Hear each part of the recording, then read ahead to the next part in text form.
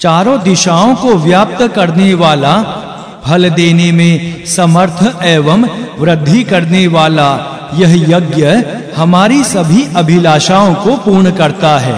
संकल्पों को पूर्ण करने वाली यह सफेद पैरों वाली भेड़ इस यज्ञ में दी जा रही है। यह क्षीण ना होकर हमारी इच्छा के अनुसार बढ़ेगा ही। जो यजमान सफेद पैरों वाली एवं लोक विश्वास के अनुसार फल देने वाली भेड़ का दान करता है, वह स्वर्ग को प्राप्त करता है। स्वर्गलोक में निर्बल व्यक्ति सबल का शासन मानकर शुल्क नहीं देता। जिस भेड़ के चारों पैरों और नाभि पर 5 पुए रखे जाते हैं, उसे पंचापूप कहते हैं। पंचापूप अर्थात 5 पूहों वाली और सफेद पैरों वाली भेड़ का दाता पृथ्वी आदि लोकों के 5 समान पितरों के लोक में समाप्त ना होने वाला फल भोगता है। पंचापूप अर्थात 5 पूहों वाली और सफेद पैरों वाली भेड़ को लोक विश्वास के अनुसार दान करने वाला सूर्य और चंद्रमा के लोकों में समाप्त ना होने वाला फल भोगता है। यज्ञ में दी गई सफेद पैरों वाली भेड़ सागर के जल के समान कभी क्षीण नहीं होती और इसका दूध बढ़ता ही जाता है। अश्वनी कुमार के समान यह भेड़ कभी क्षीण नहीं होती। यह दक्षिणा रूपी धन प्रजापति ने प्रजापति को ही दिया था। दक्षिणा देने वाला पारलौकिक फल का अभिलाषी है और लेने वाला लौकिक फल का इच्छुक है। इस प्रकार दक्षिणा का दाता और लेने वाला दोनों ही इच्छा वाले हैं। इच्छा का रूप सागर के समान असीमित है। इच्छा का अंत नहीं है। हे दक्षिणा द्रव्य, मैं इसी प्रकार की इच्छा से तुझे ग्रहण करता हूँ। हे अभिलाषा, स्वीकार किया हुआ यह धन तेरे लिए हो। हे दक्षिणा द्रव्य, तुझे यह धरती और विशाल आकाश ग्रहण करे। इसलिए तुझे ग्रहण करके मैं प्राण से, आत्मा से और पुत्र पौत्र आदि संतान से हीन ना बनूं। सूक्त 30वां। देवता सौमनस्य। हे विवाद करने वाले पुरुषों, मैं तुम्हारे लिए सौमनस्य कर्म करता हूँ। जो विद्वेष रहित एवं परस्पर प्रेम कराने वाला है, जिस प्रकार गाय अपने बछड़े से प्रेम करती है, उसी प्रकार तुम भी परस्पर प्रेम करो। पुत्र पिता के अनुकूल कर्म करने वाला हो। माता पुत्र आदि के प्रति सौमनस्य वाली बने। पत्नी पति से मधुर एवं सुखकर वचन कहे। भाई अपने सगे भाई से उत्तराधिकार को लेकर तथा बहन अपनी सगी बहन से द्वेष ना करे। यह सब समान गति वाले एवं समान कर्मों वाले ही होकर कल्याणकारी वचन कहें। जिस मंत्र के बल से देवगण भिन्न भिन्न विचारों वाले नहीं बनते और परस्पर द्वेष नहीं करते, उसी मंत्र का प्रयोग मैं तुम्हारे घर में एक मत स्थापित करने के लिए करता हूँ। हे मनुष्यों, तुम छोटे बड़े की भावना से एक दूसरे का अनुसरण करते हुए समान चित्त वाले, समान सिद्धि वाले तथा समान कार्य करने वाले बनो। इस प्रकार आचरण करते हुए तुम एक दूसरे से बिछड़ो मत तथा एक दूसरे से प्रिय वचन बोलने वाले हो जाओ। मैं भी तुम सबसे मिलकर तुम्हें कार्यों में प्रवृत्त होने वाला तथा समान विचारों वाला बनाता हूँ।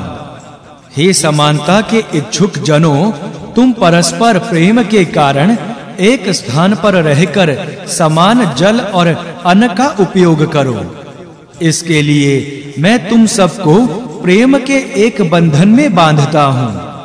जिस प्रकार पहिए के अनेक अरे एक नाभि को घेरे रहते हैं, उसी प्रकार तुम सब एक फल की कामना करते हुए अग्नि की उपासना करो। मैं तुम सबको एक कार्य करने में एक साथ संलग्न करके समान विचारों वाला बनाता हूँ तथा समान अन्न का उपयोग करने वाला और सौमनस्य कर्म के द्वारा तुम्हें वश में करता हूँ। स्वर्गलोक में अमृत रक्षा करने वाले इंद्र आदि देवों का मन जिस प्रकार समान बना रहता है, उसी प्रकार मैं तुम्हें सभी समयों में समान मन वाला बनाता हूँ। सूक्त 31वां देवता अग्नि आदि। हे अश्वनी कुमारों, तुम इस बालक को आयु की हानि करने वाली वृद्धा अवस्था से दूर रखो। हे अग्नि, तुम इसे दान ना देने के स्वभाव से और शत्रुओं से दूर रखो। मैं इसे रोग आदि दुखों को उत्पन्न करने वाले पापों तथा यक्ष्मा रोग से पृथक करके चिर जीवन से संयुक्त करता हूँ। वायु इस बालक को रोग जनित पीड़ा से अलग रखे तथा इंद्र पाप के कार्यों से बचाए। मैं इसे रोग आदि दुखों को उत्पन्न करने वाले पापों तथा यक्ष्मा रोग से पृथक करके चिर जीवन से युक्त करता हूँ। जिस प्रकार गाय भैंस आदि ग्रामीण पशु वन के पशुओं से तथा जल प्यासे व्यक्तियों से दूर रहता है, उसी प्रकार मैं इस ब्रह्मचारी को रोग आदि दुख उत्पन्न करने वाले पापों से तथा यक्ष्मा रोग से दूर करके चिर जीवन से युक्त करता हूँ। जिस प्रकार धरती और आकाश एक दूसरे से अलग रहते हैं तथा एक गांव से प्रत्येक दिशा में जाने वाले मार्ग स्वाभाविक रूप से पृथक होते हैं, उसी प्रकार मैं इस ब्रह्मचारी को रोग आदि दुखों के उत्पादक पापों तथा यक्ष्मा रोग से पृथक करके चिर जीवन से युक्त करता हूँ। त्वष्टा ने अपनी पुत्री के विवाह में जो दहेज दिया था, उसे स्थापित करने के निमित्त धरती और आकाश जिस प्रकार पृथक हुए थे, उसी प्रकार मैं इस ब्रह्मचारी को रोग आदि दुखों को उत्पन्न करने वाले पापों तथा क्षय रोग से पृथक करके दीर्घ जीवन से संयुक्त करता हूँ। जिस प्रकार जठराग्नि चक्षु आदि इंद्रियों को अन्न से बना हुआ रस पहुंचाकर अपना अपना कार्य करने में समर्थ बनाती है तथा चंद्रमा प्राण वायु से युक्त होकर अमृत रस से सभी आत्माओं का पोषण करता है, उसी प्रकार मैं इस ब्रह्मचारी को रोग आदि दुखों के उत्पादक पापों से तथा यक्ष्मा रोग से पृथक करके दीर्घ जीवन प्रदान करता हूँ। देवों ने सारे विश्व के प्रेरक सूर्य को प्राण के रूप में उत्पन्न किया। मैं ऐसे सूर्य को इस ब्रह्मचारी की आयु वृद्धि के निमित्त इसमें स्थापित करता हूँ। मैं इस ब्रह्मचारी को रोग आदि दुखों के उत्पादक पापों से तथा यक्ष्मा रोगों से पृथक करके चिर जीवन से युक्त करता हूँ। हे ब्रह्मचारी, तू दीर्घ आयु वाले पुरुषों की आयु से दीर्घ आयु प्रदान करने वाले देवों के प्राण से चिर काल तक जीवन धारण कर तथा मृत्यु को प्राप्त मत हो। मैं तुझे रोग आदि दुखों के जनक पापों तथा यक्ष्मा रोग से पृथक करके चिर जीवन से युक्त करता हूँ। हे ब्रह्मचारी, श्वास लेने वाले प्राणियों की प्राण वायु से तू सांस ले। तू इसी लोक में निवास कर, अर्थात जीवित रह, मर मत। मैं तुझे रोग के उत्पादक पापों तथा यक्ष्मा रोग से पृथक करके चिर जीवन से युक्त करता हूँ।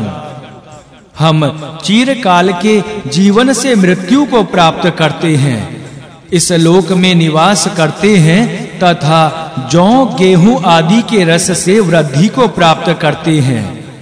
मैं इस ब्रह्मचारी को रोग आदि दुखों के जनक पापों तथा यक्ष्मा रोग से पृथक करके चिर जीवन से संयुक्त करता हूँ। हम वृष्टि करने वाले प्रजनय देव के द्वारा बरसाए हुए जल से अमरता प्राप्त करके उठ बैठते हैं। हे ब्रह्मचारी, मैं तुझे रोग आदि दुखों से जन्य पापों से पृथक करके चिर जीवन से संयुक्त करता हूँ।